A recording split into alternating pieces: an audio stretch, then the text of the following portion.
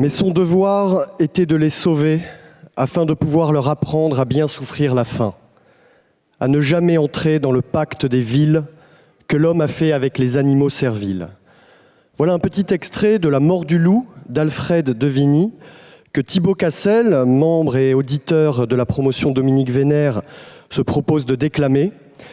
Il est l'auteur donc de cette anthologie poétique Le chant des alouettes que j'ai vu beaucoup déjà acheter et je vous demande de l'accueillir en l'applaudissant.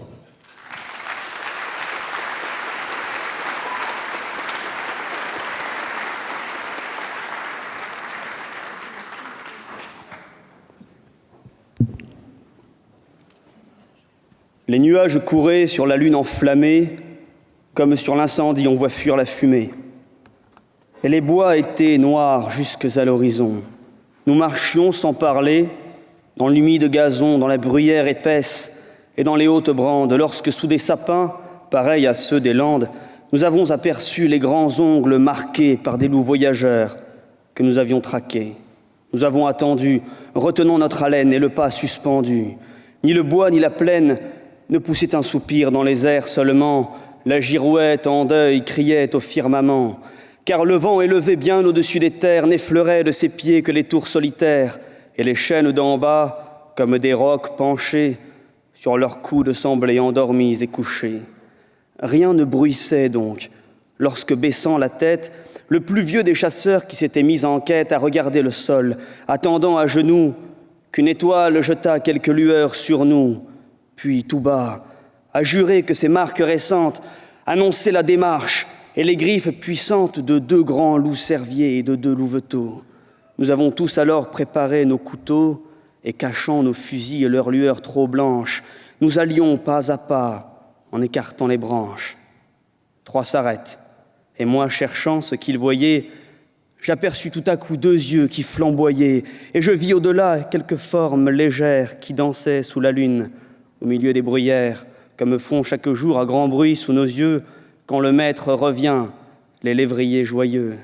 L'allure était semblable, et semblable la danse. Mais les enfants du loup se jouaient en silence, sachant bien qu'à 2 pas, ne dormant qu'à demi, se couche dans ses murs l'homme, leur ennemi. Le loup était debout, et plus loin, contre un arbre, sa louve reposait comme celle de marbre qu'adoraient les Romains, et dont les flancs velus couvaient les demi-dieux Rémus et Romulus. Le loup vient et s'assied, les 2 jambes dressées, par leurs ongles crochus dans le sable enfoncé.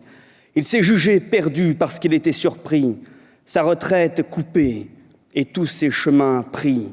Alors il a saisi dans sa gueule brûlante du chien le plus hardi la gorge pantelante et n'a pas desserré ses mâchoires de fer, malgré nos coups de feu qui traversaient sa chair et nos couteaux aigus qui, comme des tenailles, se croisaient en plongeant dans ses larges entrailles, jusqu'au dernier moment où le chien étranglé, mort longtemps avant lui, sous ses pieds à rouler.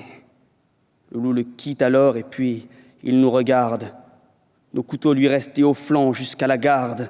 Le clouait au gazon tout baigné dans son sang. Nos fusils l'entouraient en sinistre croissant. Il nous regarde encore et puis il se recouche tout en léchant le sang répandu sur sa bouche et sans daigner savoir comment il a péri, refermant ses grands yeux, meurt sans jeter un cri. J'ai reposé mon front sur mon fusil sans poudre, me prenant à penser, et n'ai pu me résoudre à poursuivre sa louve et ses fils qui tous 3 avaient voulu l'attendre, et comme je le crois, sans ces 2 louveteaux, la belle et sombre veuve ne l'eût pas laissé seule franchir la grande épreuve, mais son devoir était de les sauver afin de pouvoir leur apprendre à bien souffrir la faim, à ne jamais entrer dans le pacte des villes que l'homme a fait avec les animaux serviles qui chassent devant lui pour avoir à le coucher les premiers possesseurs du bois et du rocher. Hélas, ai-je pensé, malgré ce grand nom d'homme, que j'ai honte de nous, débiles que nous sommes, comment on doit quitter la vie et tous ces maux, c'est vous qui le savez, sublimes animaux. Ah, je t'ai bien compris, sauvage voyageur, et ton dernier regard m'est allé jusqu'au cœur. Il disait, si tu peux, fais que ton âme arrive, à force de rester studieuse et pensive, jusqu'à ce haut degré de stoïque fierté où, naissant dans les bois, j'ai tout d'abord monté. Gémir, pleurer, prier est également lâche. Fais énergiquement ta longue et lourde tâche dans la voie où le sort a voulu t'appeler. Puis après, comme moi, souffre et meurs sans parler.